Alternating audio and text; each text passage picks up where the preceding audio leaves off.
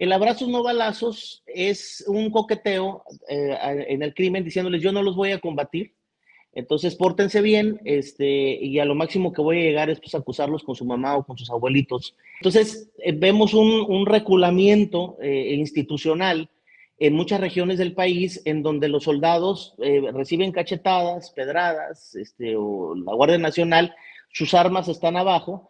Me decía recientemente, mi querido Carlos, como lo hemos comentado, pues por estas responsabilidades institucionales de casi 2 décadas, he tenido una relación muy cercana con policías de alrededor del mundo, con muchas instituciones policiales. Y cuando se dan estos hechos y por alguna circunstancia tengo comunicación con ellos, me dicen, ¿hubiera pasado en mi país? Híjole, no tienes idea lo que hubiera sucedido en contra de esos criminales que están atentando en contra de la vida de funcionarios públicos uniformados. Estábamos hablando ahorita de cómo es increíble que Andrés ya le ganó a Peña Nieto en muertes y asesinatos en 4 años y medio contra los 6 en total de Enrique.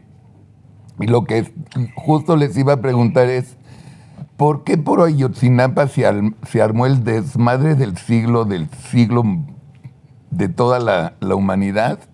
¿Y por qué con estos que estás mencionando, Betty, que fueron 5 así rapiditos, 5 Ayotzinapas, un Segalmex que triplica el fraude que hizo, no la Casa Blanca, sino lo de Rosario Robles? Ah, sí, sí, la estafa maestra. La estafa maestra. ¿Por qué aquí no hay pedo? Y con Enrique Peña Nieto, se crucificaba Andrés Manuel siendo candidato, tenía todos los periódicos. ¿Por qué aquí, Beto, le pedí a Betty el martes un favor, que me diga cuántos Ayotzinapas ha habido en este sexenio? No puedo contar. O sea, que fácil, como 100 Ayotzinapas. ¿Por qué aquí en México no pasa nada y con Peña Nieto pasaba todo? Bueno, pues mi querido don Carlos, yo creo que la enorme eficiencia que podemos endosarle a la actual administración federal es su enorme capacidad para establecer narrativas que pueden partir de premisas inexistentes o totalmente falsas. Y esas narrativas, gracias a la capacidad de comunicación que se ha establecido en esto que denominamos las mañaneras, crean en un grueso importante la población que lamentablemente en tiempos anteriores no tenía la fuerza de comunicación o de influencia colectiva que tiene en estos momentos, gracias precisamente a esa eficiencia de comunicación presidencial. Y eso tener el sartén por el mango en términos de la narrativa, en términos de una realidad ficticia que muchos escuchamos cuando tenemos un centímetro de capacidad de análisis. Y eso evidentemente pues provoca que estas circunstancias tan lamentables, por ejemplo, un dato que estamos analizando, mi querida doña Beatriz y Carlos, en términos de incidencia delictiva, esta administración es probable que termine con un 70% más de homicidios que los que tuvo el sexenio más satanizado en este gobierno, que es el sexenio calderonista, 70% más. Y muy probablemente un 33% más, el 33 y 36% más de homicidios que los que tuvo la administración anterior. Y para un grueso importante de la población, pareciera que las dimensiones de la violencia del año 2006 al 2012 no tienen precedentes en nuestro país y que lo que se está viviendo ahorita es consecuencia de lo que pasó hace 18 años. Entonces, sí hay que reconocer esta enorme capacidad de manipular la realidad, de plantear digamos, unas verdades alternativas con otros datos que están permeando de una manera importante y que están agravando de manera sustancial los graves problemas y las tragedias que todos los días está viviendo este país, particularmente con tantas masacres y homicidios todos los días, en cualquier rincón de México se dan.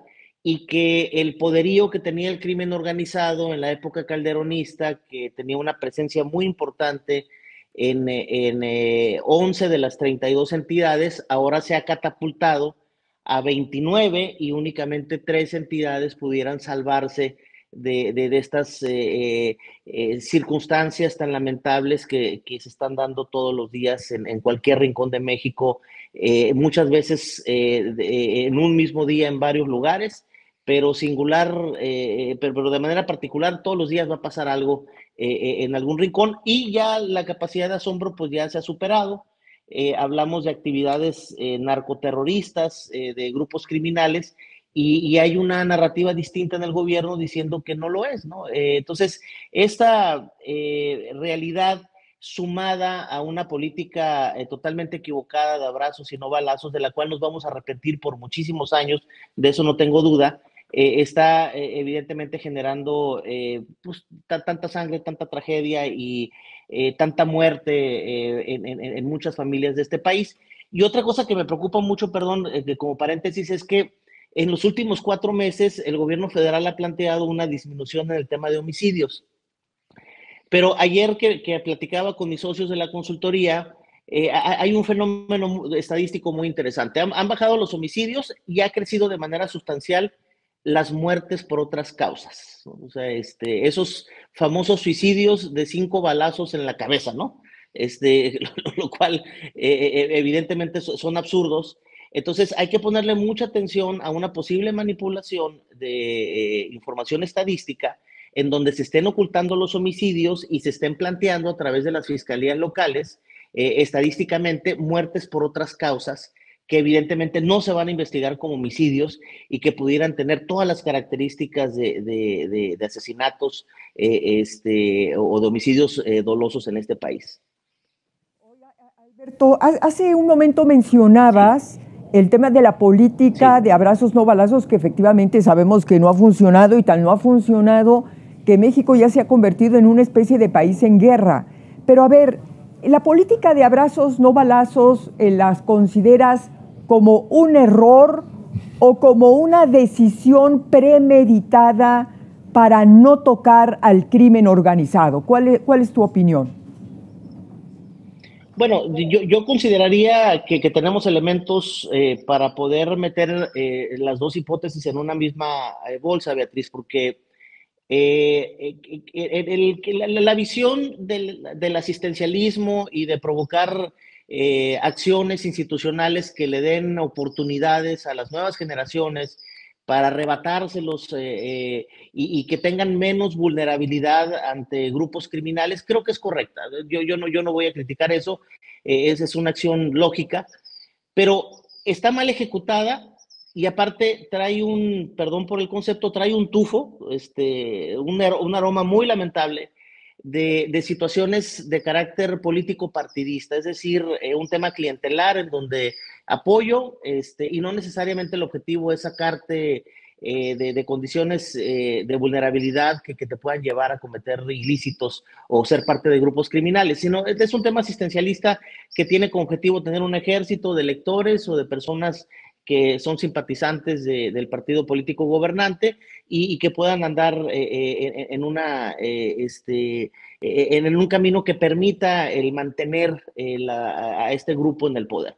Entonces, ese es un tema. La otra, el abrazos no balazos es un coqueteo en el crimen diciéndoles yo no los voy a combatir, entonces pórtense bien, y a lo máximo que voy a llegar es pues acusarlos con su mamá o con sus abuelitos, si se portan mal, pero si yo estoy portándome de una manera decente y estoy renunciando a mi responsabilidad del uso legítimo de la fuerza para salvaguardar los intereses de la gente honesta, de la gente de bien de este país, inclusive de aquellos que cometen ilícitos, pero que tienen el derecho de ser defendidos por el Estado. Y renuncio a ello, es un coqueteo que a mí me llama mucho la atención, el expresarse de muchos actores políticos, de muchos periodistas en este país, de una forma despótica, y hablar del señor Guzmán, del señor don Joaquín Guzmán, y de los demás generar obviamente calificativos o adjetivos calificativos lamentables, es señales que habría que entender e interpretar con esos guiños de que, bueno, pues no le voy a entrar, no los voy a combatir, y eso es una de las causas que está provocando este desastre de ingobernabilidad, que la Cosa, Beto. ingobernabilidad provoca mucha violencia y es sumamente lamentable. Pero dime una cosa, ¿por qué no los quiere combatir? Bueno, no lo sé en esencia, pero insisto, en términos electorales, ha sido conveniente en algunas regiones en donde históricamente, por algunas décadas, ha habido una presencia muy determinante del crimen, como el caso de Sinaloa, como el caso de Guerrero, ahora el tema de Michoacán. Nuevamente Tamaulipas se convierte ya en una historia lamentable, digan lo que digan, pero el gobernador Cabeza de Vaca había generado acciones frontales en contra del crimen, y ahora en un periodo muy corto Tamaulipas regresa a esas historias de hace poco más de una década. Entonces es digamos que la marca de la casa, ¿no? No los vamos a combatir. La justificación mediática o la narrativa para la sociedad es que violencia provoca más violencia. Pues, pudiera tener sentido, pero el Estado mexicano y cualquier gobierno alrededor del mundo tiene una responsabilidad institucional, que es el uso legítimo de la fuerza. Es el único que tiene el monopolio del uso de la fuerza contra aquellos que violentan la ley. Y en este caso, esa visión de abrazos no balazos es la renuncia al uso legítimo de la fuerza para salvaguardar los intereses de la ciudadanía. Entonces, vemos un reculamiento institucional en muchas regiones del país en donde los soldados reciben cachetadas, pedradas, o la Guardia Nacional, sus armas están abajo. Me decía recientemente, mi querido Carlos, como lo hemos comentado, pues por estas responsabilidades institucionales de casi 2 décadas, he tenido una relación muy cercana con policías de alrededor del mundo, con muchas instituciones policiales. Y cuando se dan estos hechos y por alguna circunstancia tengo comunicación con ellos, me dicen, ¿hubiera pasado en mi país? Híjole, no tienes idea lo que hubiera sucedido en contra de esos criminales que están atentando en contra de la vida de funcionarios públicos uniformados. Entonces, sí es algo que habría que analizar. Somos un caso a nivel mundial, en muchas visiones hasta vergonzoso, por esta renuncia que se ha dado. No voy a debatir el fondo de que violencia trae más violencia, pero lo que sí me queda claro es que en este caso en particular, ya en casi 5 años, el renunciar al uso legítimo de la fuerza por parte del gobierno ha provocado más violencia. Entonces quiere decir que hipotéticamente esa visión que se tiene, pues va a terminar siendo equivocada, con muchísima sangre y con muchas tragedias que contar, particularmente entre 80 y 90 homicidios todos los días en este país. Alberto, en distintas entrevistas has dicho que la violencia en México solo se resolverá mediante un pacto social y la construcción de un consejo que trascienda cada sexenio. ¿A qué te refieres con este pacto social y en qué debería de consistir ese consejo? Sí, Beatriz, he estado analizando cómo sí podemos resolver las cosas. La buena noticia es que sí hay forma de hacerlo. Las malas noticias es que requiere la comunión de visiones de los tomadores de decisiones, es decir, de los gobernantes. El país ha transitado por en los últimos 3 sexenios, con un error presidencial. El autoendosarse los homicidios en este país ha sido un error presidencial desde la época calderonista. Entonces, ahorita hablamos de los muertos de Calderón, de los muertos de Peña Nieto y los actuales de los muertos del presidente López Obrador. Eso es un grave error. No son los muertos de ellos, son la ineficiencia institucional de las 32 gobernadores y gobernadores de este país, sumado a una visión equivocada de combate al crimen organizado del gobierno federal en las últimas 3 décadas. Ese es en esencia el concepto. Entonces, es muy cómodo para las y los gobernadores en este país decir, no es mi bronca, es un tema del crimen organizado y hay que lo resuelva la FGR, ¿no? Entonces, hemos partido de esa frivolidad institucional de gobernadoras y gobernadores y eso ha provocado este desastre que tenemos ahorita. En esencia, la responsabilidad de los homicidios es de los gobiernos locales. Entonces, cuando hablamos de un pacto, hablamos de generar estrategias regionales que nos permitan avanzar con metas muy claras, específicas, con niveles de liderazgo, de administración, liderazgo, administración, gerenciamiento y control institucional, para llegar a ciertos objetivos, particularmente la reducción de la incidencia en delitos de alto impacto y el combate a las 175 organizaciones que detectamos en ACE Consultores, de un trabajo de hace 7, 8 meses, y que evidentemente ese combate tenga que ver con el disminuir su capacidad de fuerza y atacar de manera sustancial su capacidad económica. Entonces, hay una estrategia que tiene que establecerse con una visión de mediano y largo plazo que no se va a resolver en 6 años. Entonces, quien venga a gobernar este país el año que entra, deberá entender que la decisión del problema de la violencia en México no es una decisión unipersonal de la o el presidente de México. Requiere la comunión de muchos actores, tanto políticos, institucionales, como de carácter social. Inclusive de la comunidad internacional, porque este problema ya, en la situación geográfica en la que está nuestro país, ya requiere el acompañamiento de Centroamérica y de Norteamérica, de Estados Unidos y de Canadá. Inclusive ya con esta presencia criminal que tienen nuestras organizaciones lamentablemente mexicanas en Europa, también de países de aquel continente. Entonces, lo que yo planteaba es, cuando teníamos problemas económicos en este país, en los años 70, 80, había un presidente que tomaba las decisiones y decía cuánto era el flujo o el tipo de cambio en este país y hacía un desastre económico, ¿no? Porque su sustancia en la toma de decisiones era política y no técnica. Entonces, lo que yo planteo es algo similar, que en el tema de seguridad pública exista un consejo de especialistas donde estén activistas sociales, académicos, exfuncionarios o funcionarios públicos, y que ese consejo vaya determinando y delimitando las metas y las acciones que de manera regional cada gobierno local y el gobierno federal tendría que realizar para poder combatir, en el caso de Tamaulipas, al cartel del noroeste, al cartel del Golfo, a la delincuencia común de aquella zona. En el caso del sureste, el tráfico de personas, que ya evidentemente está impactando de forma importante en temas económicos a las organizaciones criminales, Oye, ya es un Alberto, gran tema para ellos. claro. Sí. Oye, Alberto, tú